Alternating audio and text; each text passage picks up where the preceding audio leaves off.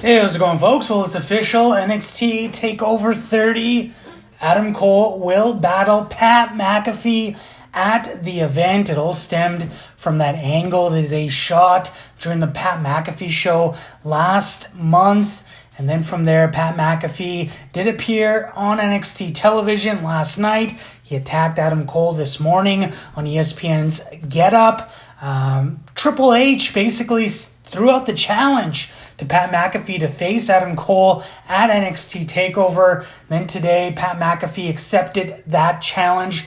The match is now official. Pat McAfee will take on Adam Cole at NXT TakeOver 30 on August 22nd.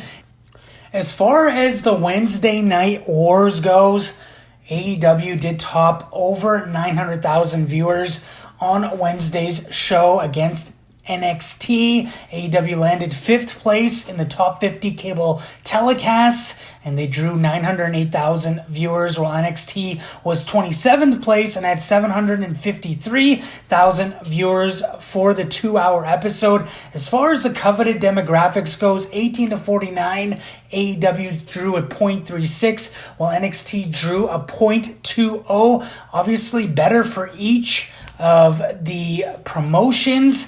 As far as the one demographic that NXT continues to win, that is the one 50 and above. So those people aged 50 and above are watching NXT over AEW. This is the 4th week in a row that AEW has beat NXT in the Wednesday night ratings. Let's talk about Eric Bischoff for a moment here. We all know Eric Bischoff was on AEW Dynamite last night. That episode was taped last Thursday. It was a Super Wednesday debate between Orange Cassidy and Chris Jericho. This marked Bischoff's return to TNT for the first time in 21 years. And according to PW Insider, Eric Bischoff's appearance with AEW is only a one-time deal, and there's no further bookings at this time for Eric Bischoff and AEW. Let's talk about WWE's latest hire, new president and chief revenue officer Nick Khan,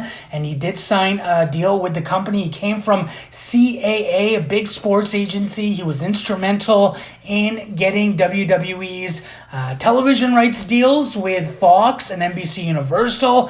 WWE did release investor filings, and it does state that Khan is going to receive an annual base salary of $1.2 million in addition to a $5 million signing bonus with WWE. He's also eligible to participate in WWE's annual management plan with a target incentive award for 2020 of $1.9 million. He also will get relocation costs provided by WWE as he is moving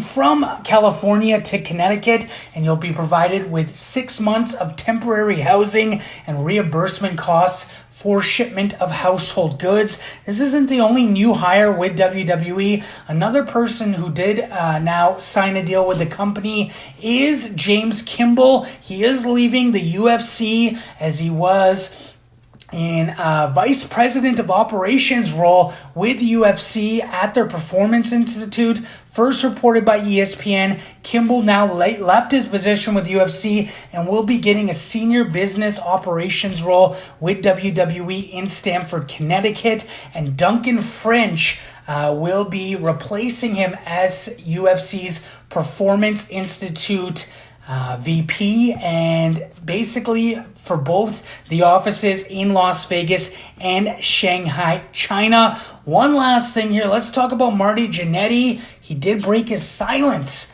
about the apparent murder confession. He is claiming self-defense. He did have an interview with Boston Wrestling in regards to what happened back in the early 70s when he was, apparently attacked by a gentleman. He was only 13 years old. He said that at the time he was buying marijuana from the gentleman. He was working at a bowling alley. This guy reached out in a vehicle, inappropriately put his hands on his genitalia. Jannetty said, "No, I don't." I'm not into that. I don't want you to do that. And then Jannetty left the vehicle. This guy chased him, grabbed him by the hair, grabbed him by his shirt, drug him to the back of the bowling alley. From there, Jannetty says he grabbed a brick, and he wouldn't really go into many details on what happened next, but he basically, based on his post, he said he made the guy disappear. So it is interesting here. He was kind of reluctant into giving all kinds of information on what exactly did happen. He did state that he has a friend in law enforcement who did reach out to him indicating there was a warrant out for his arrest.